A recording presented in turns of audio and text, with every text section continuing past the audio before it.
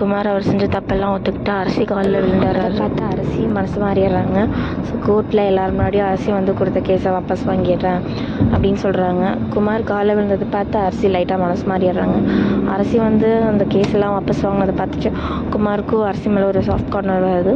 So வந்து next என்ன நடக்கும் அப்படின்னா, பாண்டியனோட அக்கா வந்து மறுபடியும் சதீஷ்கே அரசியை கல்யாணம் பண்ணி வைக்கலாம் அப்படின்னு வந்து பேச வராங்க. அந்த சமயத்தில் அரசியோட மைண்டில் என்ன இருக்குது அப்படின்னா, குமாரவே மறுபடியும் மேரேஜ் பண்ணிக்கலாம் அப்படிங்கிற மாதிரி ஐடியாவில் இருக்காங்க. ஆனால் அதை அவங்க சொல்ல முடியாமல் தவிக்கிறாங்க. இருந்தாலும் அதை பாண்டியன் புரிஞ்சுக்கிட்டு அவங்க 2 பேருக்குமே கல்யாணம் பண்ணிடலாம் அப்படின்னு பேசுகிறதுக்கு சக்திவேல் வீட்டுக்கு போகிறாங்க. மொத்தவேல் இருந்துட்டு ஓகே அப்படின்னு சொல்கிற மாதிரி தான் இருக்கார். ஆனால் நடுவில் சக்திவேல் போட்டுட்டு என் பையன் வாழ்க்கையில் நீ யாரை முடிவு எடுக்கிறதுக்கு அப்படிங்கிற மாதிரி அவங்க 2 பேருக்கும் அந்த இடத்துல சண்டை வருது. குமார் வந்து அரசி காலில் விழுந்ததை நினச்சி சக்திவேல் சரியான கிடப்பில் இருக்கார். அவரோட கோவம் இன்னும் கொஞ்சம் கூட குறையல. இந்த நேரத்தில் பாண்டியன் போய் அவரோட பொண்ணை மறுபடியும் அங்கேயே கல்யாணம் பண்ணி தர கேட்கும்போது சண்டை பயங்கரமாக பெருசாகும். சண்டை ஆனதுக்கப்புறம் பாண்டியன் இருந்துட்டு மறுபடியும் திரும்பி வீட்டுக்கு வந்துடுறாரு.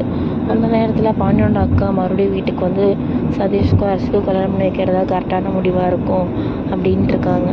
நடக்கிறது எல்லாத்தையும் பார்த்துட்டு அரசியும் என்ன முடிவு எடுக்கிறதுன்னு இல்லாமல் குழப்பத்தில் இருக்காங்க. அரசி கல்யாணம் வந்து யார் கூட நடக்கும்? சதீஷ் கூடயா இல்லை குமார் கூடயா? நீங்கள் என்ன நினைக்கிறீங்க அப்படிங்கிறத கமெண்ட் செக்ஷனில் சொல்லுங்கள். இந்த சேனலை கண்டிப்பாக சப்ஸ்கிரைப் பண்ணிக்கோங்க.